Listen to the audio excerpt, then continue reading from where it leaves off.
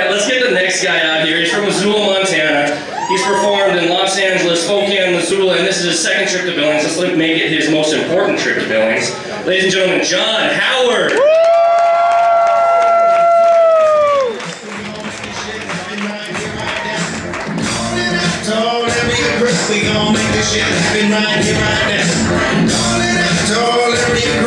Billings, make some noise. Yes. Alright, now it has come to my attention that Billings likes to drink. Is this true? Yes. Alright, how many of you ladies like to drink? Make some noise. How many of you get drunk tonight? Yeah. Okay, because you women are crazy when you get drunk. Let's face it, I've lived with women as friends, and I've lived with women in a relationship. Okay, let me tell you what happens right away. You women come through the door like a SWAT team screaming. You just, woo! It's like 2 in the morning. It's like you're escorting a whole class of 4th graders through the room. There's 2 of you. You even act like 4th graders and you burn the easy to prepare mac and cheese. Now, when you're in a relationship and a woman comes home drunk, she wants to do 1 or 2 things, not include puking. She wants to have sex, or she wants to ask you really silly questions. Like, do these suspenders make my slippers look sexy? You're not answering me. Do you want to break up? So, I'm from Missoula. How many people like Missoula? How many of you people treat Missoula like Vegas? Like when you go there, all you do is get fucked up. Well, I live in Missoula, I can't do that, so Billings is going to be my Vegas. And I have to apologize right now to the police officer last night who found me yelling in the Del Taco drive-thru. I wanted a beef burrito. I also have to apologize to the woman at the front desk at the hotel. I am not the president of the Native American Affairs, and I'm sorry that I asked you for so many cigarettes and dollars. I'm really sorry. Now that Billings has kind of got to know me, it's time to get to know me better. And I have to tell you guys, some of you know this, I have a lazy eye. And a lot of people are like, wait, does your lazy eye? Thank you. Does your lazy eye, does it dip in, does it dip out? I'm like, no. It's like an ADD kid in a grocery store, it just wanders the fuck off. It needs a leash. And a lot of people are like, well, which eye's lazy? I'm like, that's easy, it's the one that's not looking at you. That's the one that looks like it's searching for the emergency exit on my eye socket. That's the one. The one that's like, how the fuck do I get out of here? Now, I also have to tell you this, Billings. I don't know if you noticed this, but I have a red face. And it's really fucking red right now. I don't know what you're thinking. You're thinking, what fucking Wonka candy did I eat to get this big and red? And because I have a red face and I talk fast, people think I do cocaine. And I'm like, okay, listen, it does not take a doctorate in criminal justice and a doctorate in geology to realize that once a narcotic has gotten from Mexico to Montana, it's been cut, which means diluted for all you people who don't speak street terms by baby powder, baking soda, and maybe laxative. Alright, and it's been done by every gangbanger, drug dealer, soccer mom, high school guidance counselor, gay porn director, and babysitter in the nation. So by the time I do it, I might as well just snort a strawberry pixie stick. Which will be the exact consistency of any cocaine I receive, so yes. How many people here are from Montana? Alright, well being from Montana, you don't get to see a lot of people with ethnic diversity, a lot of ethnic backgrounds. Like, growing up, the only time I saw a black person, they were on the college basketball team, the college football team. I think I'm an ex-girlfriend with a fat ass pregnant from high school. That was the only time I saw them. Like, the first time I went to a big city, like Los Angeles, I remember when I was younger, I got off the bus and I was like, oh man, why do all these Native Americans speak Spanish? They must all be like part of the same tribe or something. I don't know. So now I have to ask you a personal question, Billings. And that is, does anyone here own a minivan?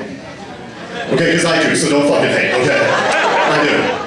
And like, when I bought a minivan, my whole family started hating. They're like, oh man, you have so many kids, you're doomed. And I'm like, wait, you can do a lot more with a minivan than just haul around obnoxious offspring.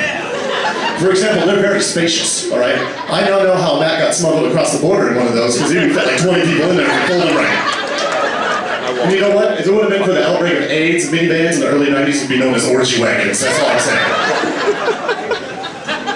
When I drive my minivan, I also feel like I'm at the helm of the Starship Enterprise, you know?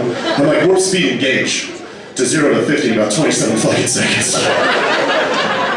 But when you're in a minivan, you can drive as slow and as cautious and as stoned as you want, because people think that you have children. Alright, so here's what I want to do. I want to get a sticker that says, half retarded person on board, just show a picture of my face. This way when people drive by, they look up and they're like, oh my god, No child was left behind. Look at this. Oh, man. Monkeys can drive if he can drive. Shit. So, you know where you can buy insurance on anything these days? I'm gonna go a little bit off topic. You know where you can buy insurance on like fake breasts, instruments, Donald Trump bought one on his toupee, anything of value. I want to buy insurance on, you know, like you're in a relationship, maybe you're seeing one, maybe you're on your first date, and you decide that you're gonna have sex, but then something happens, you know, maybe she falls asleep, maybe you fall asleep, maybe your stuff doesn't work, maybe she's on her period, maybe you go talk to one of your friends. I want my insurance agent to call up the next day and be like, excuse me, miss.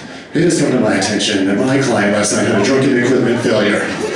Now, due to clause 35, section 17 of the insurance he purchased, if sexual intercourse is decided on the previous night, then a redo is in order. He has a right to please you, and he has a right to walk away with a positive comment card. Who's that on somebody? You know what else I buy insurance on? Especially if I was in a relationship, I would buy oral sex insurance. Yeah, let's face it, this way if you feel you've done a lot of things where you deserve it, your insurance agent called me like, excuse me, miss, he did unclog your toilet. Okay, not only that, he put up with your annoying friend all day, didn't say one word, he watched 3 episodes of Sex and the City and did not crack a beer. These are all primary tasks that deserve a blowjob. But women, I would sell it to you too because you deserve it, and it'd be a lot like this. Let's say you feel you deserve it, the insurance agent calls up and be like, excuse me, sir, she let you get drunk all day, drive her sister's car to the strip club, and she didn't text you once. I suggest you start salivating because she has needs too.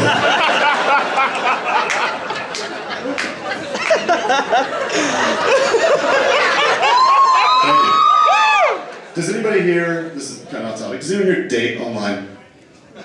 No? Because it has come to my attention that people who date online, especially guys, will send pictures of themselves masturbating to the other person. And I'm like, why would you do that? That's like showing pictures of your ex-girlfriend. You're like, well, that's who I used to be with, and it really meant nothing, it's not a big deal.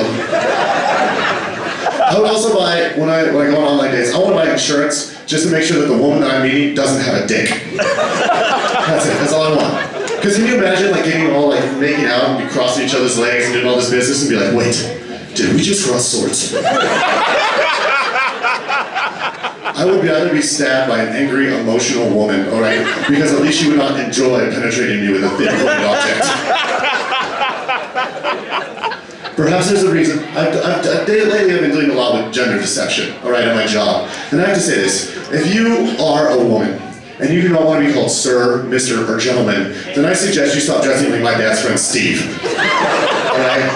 Steve is homeless and steals tires. Alright? I'm talking about the Dirty Miller highlight hat. If you'd like to be called Miss, Mrs., or ladies, then I suggest you wear some clothing that accentuates your female characteristics like breasts, instead of covering them up with your heavy-duty Carhartt jacket. Let's just say I have to apologize to about half of the Mills Winter kickball team. I thought it was co-ed. But it goes the other way. If you are a dude and you do not want to be called Miss, Mrs., or ladies, then I suggest you stop putting so much shampoo and conditioner in your long blonde hair. Kevin, I am sorry. You look erotic. You're a very handsome man. I don't know what else to say. Fuck. So, it's come to my attention that back in World War II, we tried to use different ways of warfare to fight the Nazis. And one of the things we were going to do is we were going to put estrogen in Hitler's food. Alright, so basically he'd become more like dramatic, emotional, and basically lose his iconic mustache. And it got me thinking, what if we fought wars like that these days? Can you imagine a whole platoon comes back and the commander's like, how was it out there, soldier? And he's like, well, sir, my breasts are awfully sensitive right now. My skin won't get soft enough. Something's happened to my penis. I think it's going back inside. The whole platoon started caring about who got voted off of Dancing with the Stars. The women are really happy. Sir, and you look really good in your uniform. I just want to get drunk, eat mac and cheese, and have you hold me. And then the commander would be like, well, thank God we lived it, don't ask, don't tell. Get over here, soldier.